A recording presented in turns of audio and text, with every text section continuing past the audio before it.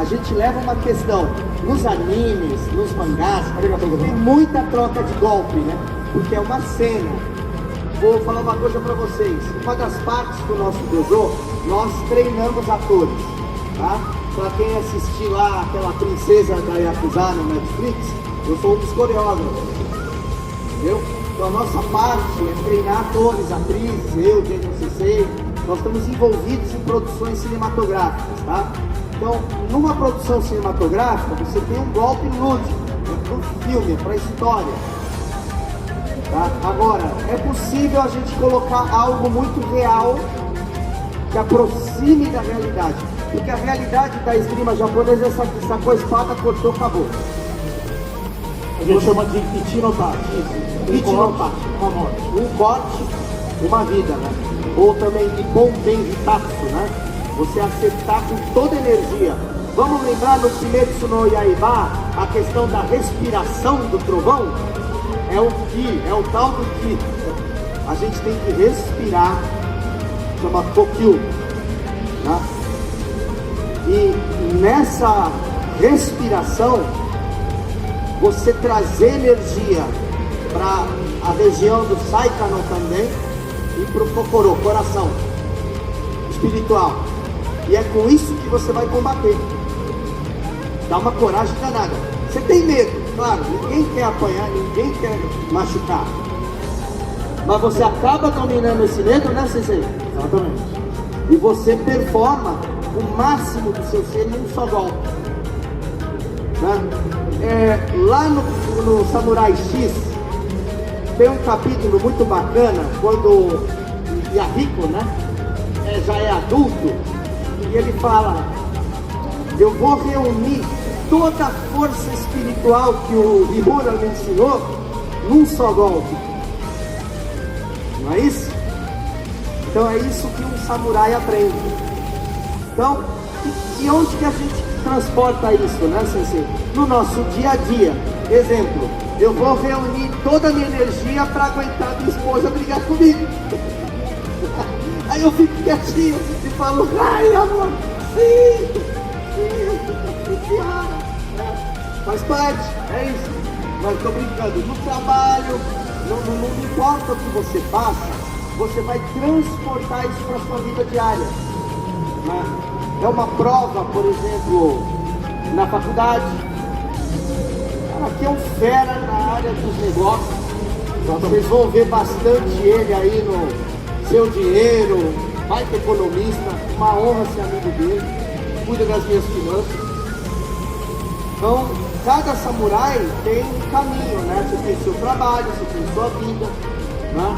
Você tem sua família, e você transporta aquilo que você aprende na forja, no Kanren, né? E na luta, né? No Taikai, no Shiai.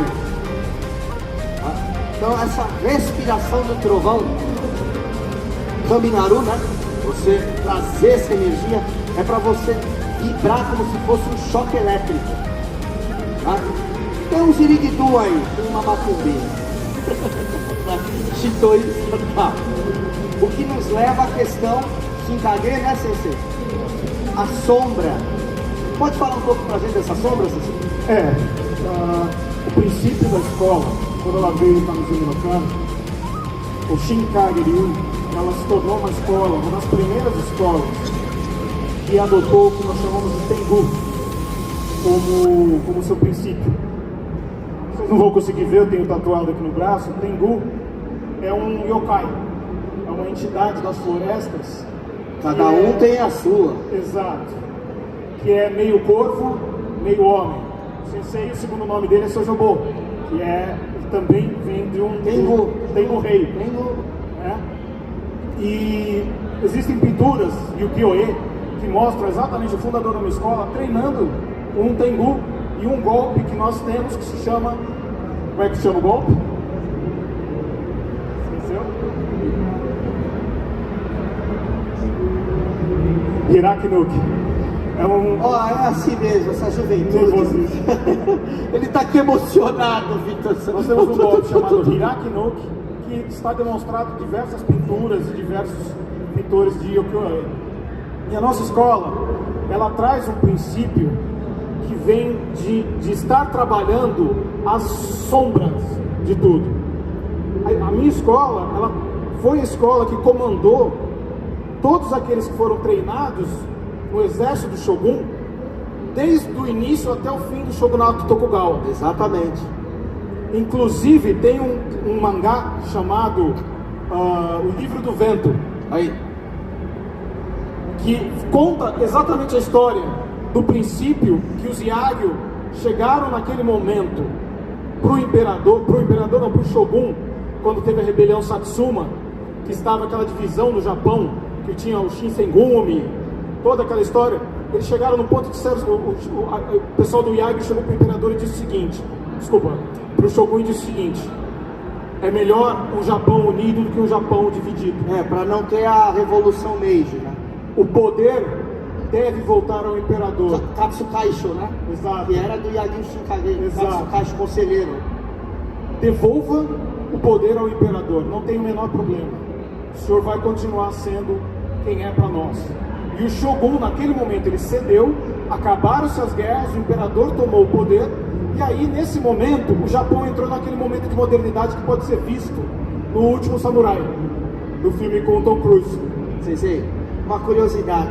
Tem uma espada que eu forjei em 94, que ela está em Tochigi, no Museu de Tochigi, e ela foi feita nesse molde. Ela se chama Gyakufu, vento cruzado. Vento cruzado. Que ela corta embaixo e em cima. É um katana que tem uma parte que corta em cima. E aí foi feito um contato com o Ministério da Cultura japonês e nós fizemos essa forja e está exposta lá em Tochigi hoje no Japão, em Sano. E o princípio desse de ficar nas sombras, porque nós não somos uma escola de artes marciais, nós somos um Ryoho, nós somos uma escola de estratégia. Exatamente esses 300 anos de paz que o Japão teve, em partes teve a sombra da escola Yagyu por trás, da estratégia. Se trabalhar estrategicamente de cada movimento seu, ser pensado. O próprio Bushido diz o seguinte: cada palavra do samurai tem que ser medida, cada expressão tem que ser ajustada, nada pode ser lançado ao vento, nada pode ser lançado à toa, nem o pensamento pode ser lançado ao vento. Então, um desses princípios é utilizado, por exemplo, no filme John Wick. O John Wick, ele seria, entre aspas, um samurai moderno. E servia uma família e, obviamente, tudo muito exagerado. Se torna um Ronin, né? Se torna um Ronin em um certo momento, ou seja, ele é banido e depois ele é colocado de volta e aí tem aquela história toda. Mas vocês podem ver o seguinte: o John Wick mal fala. Por que ele mal fala? Porque ele segue o princípio do Bushido. Ele só fala o suficiente. Ele só fala aquilo que tiver alguma expressão. Vamos aproveitar, Sensei? Vamos dar início nesse... Só quero definir uma coisa bem bacana no Kimetsu no Yaiba, que é muito bacana, porque por isso que a gente está falando desse lance, que é o Oni, né? Exatamente. O Tengu, o Oni, é essa coisa mística. Ele pode ser negativo, pode ser positivo. Não existe um princípio binário no Japão de bem e mal. Você tem Oni do bem e Oni do mal. Isso. Você tem Yokai do bem e Yokai do mal. Isso. Você tem o Bake do bem e o Bake do mal. Não é preto no branco. Eu acho interessante que nessa nova temporada ele está buscando forjar uma espada que tem a força do amor, não é isso?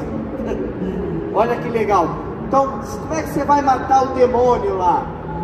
Com a força do amor. Você não vai matar ele, você vai transformá-lo. Ok? Vai fazer uma transmutação daquilo que está desequilibrado. Mais uma curiosidade: aquela armadura lá de escama, não, desculpa, alerta de spoiler. A armadura de escama de peixe, vocês viram lá no anime já, tal. Então ela existe, tá? Esse tipo de yoroi, escama de peixe, urodaro, um yoroi muito forte, que trazia muito medo, né? A armadura do samurai, com várias escamas, tá?